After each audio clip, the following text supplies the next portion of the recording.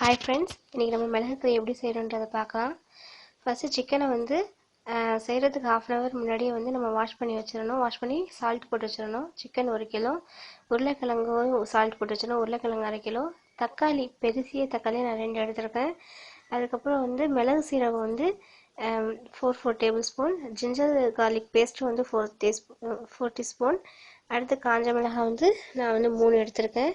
கருவேப்பிலை தேவையான அளவு, மஞ்சத்தூள் வந்து 1 ஸ்பூன், மிளகாத்தூள் வந்து 2 ஸ்பூன், சால்ட்டு, ஆயில் வந்து ஒரு 15 to 18 டேபிள் ஸ்பூன், வாட்டர் வந்து 2 டம்ளரு. இப்போ வந்து அடுப்பு ஹீட் ஆனதுக்கப்புறம் நான் ஆயில் ஊற்றுறேன்.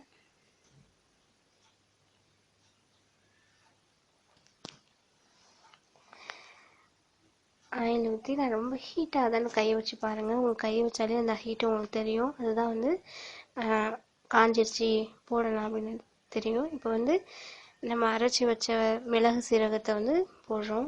போட்டு நல்லா கிண்டி விடுங்க.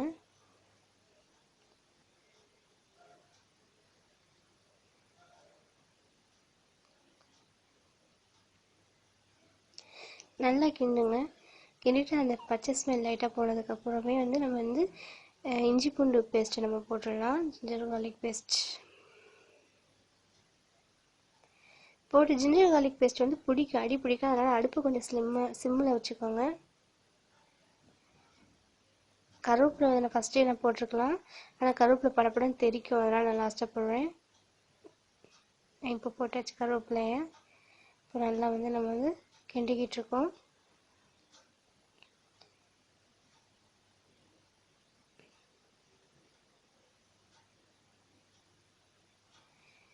அதே மாதிரி நான் சொன்ன மாதிரி இப்போ தக்காளியை போட்டோன்னு நினச்சிக்கோங்களேன், அந்த அடி பிடிக்கிறது வந்து விட்டுரும். அதனால் தக்காளி நம்ம வந்து ரொம்ப க்ரஷ் பண்ண வேணாம். ஃபஸ்ட்டு மேலாப்பில் செஞ்சால் போதும். இப்போ தக்காளி நான் போட்டதுக்கப்புறம் கீழே அடி பிடிக்கிறதே விட்டுரும். காஞ்ச மிளகா வந்து நான் ஃபஸ்ட்டு போடலை, அதனால் நான் இப்போ போட்டுப்பேன்.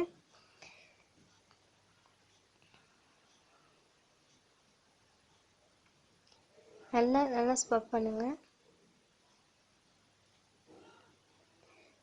நல்லா சாட்டே பண்ணிக்கோங்க. நல்லா எவ்வளோக்கு எவ்வளோ சாட்டே பண்ணுறீங்க எனக்கு நல்லது. அப்புறம் காஞ்ச மிளகா நான் போட்டுட்டேன். அடுத்து அந்த ஸ்மெல்லெல்லாம் பச்சை வாசனை எல்லாம் போனதுக்கப்புறம் சிக்கனை இதிலே போட்டுடலாம். சிக்கனையும் பொட்டேட்டோவும் இதிலே போட்டுட்டு நல்லா சால்ட்டே பண்ணிக்கோங்க. இதுக்கு நான் சொன்ன மாதிரி ஃபஸ்ட்டே சொன்ன மாதிரி வந்து 1 ஹவருக்கு முன்னாடி வாஷ் பண்ணி சால்ட்டு போட்டு வச்சுருக்கணும். அப்போ தான் அந்த கறியில் வந்து சால்ட்டு நல்லா இறங்கும். கறியிலையும் சரி, உருளைக்கிழங்குலையும் சரி போட்டு ஈவனாக நம்ம என்ன பண்ணணும், நல்லா சாட்டே பண்ணணும். அதாவது வந்து நம்ம பண்ணுறது வந்து இந்த கவுச்சி ஸ்மெல் போகணும். நம்ம தண்ணியை ஊற்றிட்டு கூட நம்ம செஞ்சு வைக்கலாம். ஆனால் வந்து இந்த கீழே ஆயில் இருக்குது இல்லையா, அந்த ஆயில் வந்து நம்மளுக்கு வந்து நல்லா எல்லா வேலையும் போய் அந்த பச்சை வாடை கவுச்சி ஸ்மெல்னு சொல்லுவாங்க இல்லையா, அது போகணும். ஸோ நம்ம வந்து அந்த அளவுக்கு பதமாக கிண்டணும்.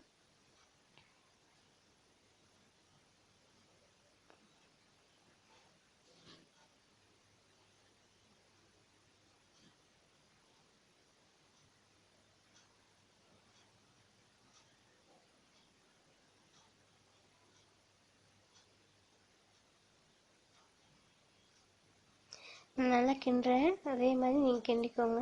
சுற்றி ஒரே இடத்துல கிண்டக்கூடாது, நல்லா சுற்றி கிண்டணும். ஏன்னா அடி பிடிக்காமல் இருக்கணும். அடுப்பை வந்து நார்மலாக வச்சுக்கோங்க. ரொம்ப ஸ்பீடும் வேண்டாம், ரொம்ப சிம்முலையும் வேண்டாம், நார்மலாக வச்சுக்கோங்க. இப்போ வந்து நம்ம வச்சுருக்க மிளகாத்தூள், மஞ்சள்தூள் இப்போ வந்து ஆட் பண்ணிக்கிறோம். நான் என் உடம்புக்கு தகுந்த மாதிரி 2 டேபிள் ஸ்பூன் போட்டிருக்கேன். உங்களுக்கு எவ்வளோ வேணுமோ அதுக்கு தகுந்த மாதிரி போட்டுக்கோங்க. இப்போ எல்லாத்தையும் போட்டு நம்ம மறுபடியும் சாட்டை பண்ணிக்கிறோம்.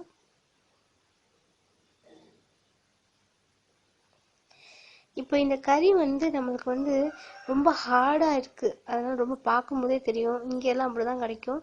ஒவ்வொரு கறி வந்து ரொம்ப இலேசாக ரொம்ப பிஞ்சியாக இருக்கும். அந்த மாதிரி கறிக்கு வந்து ரொம்ப வாட்டர் நம்ம சேர்க்கவே கூடாது. நார்மலாக லைட்டாக இருந்தால் போதும். இப்போ வந்து இது வந்து ரொம்ப ஹார்டான இருக்கிற சிக்கன்னால நான் தண்ணி வந்து அது ஃபுல்லாகவே நான் ஊற்றிப்பேன். ஃபஸ்ட்டு லைட்டாக ஊற்றி ஃபஸ்ட்டு சட்டை பண்ணிக்கிறேன். அடுத்து இன்னும் கொஞ்சம் தண்ணி நான் ஊற்றிப்பேன். இப்போ அடுத்து ஊற்றிக்கிட்டேன். இப்போ நல்லா சாட்டே பண்ணிக்கிறேன். மறுபடியும் ஒவ்வொரு இப்போ வந்து நல்ல பபுள்ஸ் வரும். பபுள்ஸ் வந்ததுக்கப்புறம் தான் நீங்கள் வந்து க்ளோஸ் பண்ணி வைக்கணும், மூடி போட்டு வைக்கணும். நார்மலான சிம்மில் வைக்கணும். இப்போ வந்து ஒவ்வொரு 2 நிமிஷத்துக்கு ஒரு வாட்டியும் நம்ம ஓப்பன் பண்ணி கிண்டி விட்டுக்கிட்டே இருக்கணும். பபுள்ஸ் வருது பாருங்க, இந்த சமயத்தில் நம்ம பண்ணணும் மூடியை போடணும். போட்டு ஒவ்வொரு 2 நிமிஷத்துக்கு ஒரு, நான் ஃபஸ்ட்டே சொன்ன மாதிரி கிண்டி கிண்டி விடணும். இல்லாட்டா மேலே தண்ணி நிற்கும், கீழே வந்து தண்ணி உறிஞ்சிரும். அதனால் அடிபிடிக்க வாய்ப்பு இருக்குது. அதனால் அடிபிடிக்காத அளவுக்கு ஒவ்வொரு 2 செகண்டுக்கு 1 செகண்டுக்கு ஒரு வாட்டி கிண்டி விடுறது நல்லது. அப்படியே தண்ணி வந்து ஒவ்வொரு ட்ரிப்பும் அப்படியே உறிஞ்சிட்டே வர பாருங்கள். ஃபஸ்ட்டுக்கு இப்போ வந்து தண்ணி நல்லா உறிஞ்சிருச்சு பாருங்கள்.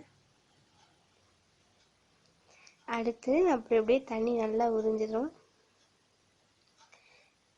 இப்போ மிளகு கறி வந்து தண்ணி வந்து நல்லா உறிஞ்சிருச்சு. அவ்வளோதான், மிளகு கறி ரெடி. உங்களுக்கு இந்த வீடியோ ரொம்ப பிடிச்சிருந்துச்சுன்னா லைக் பண்ணுங்கள் அண்ட் ஷேர் பண்ணுங்கள். அப்படி ஏதாவது இதில் வந்து குறைஞ்சுன்னா கமெண்ட் பண்ணுங்கள். ஓகே, தேங்க்யூ ஃபார் யுவர் வாட்சிங். இது அப்படியே நம்ம பவுலில் சர்வ் பண்ணிக்கிறோம்.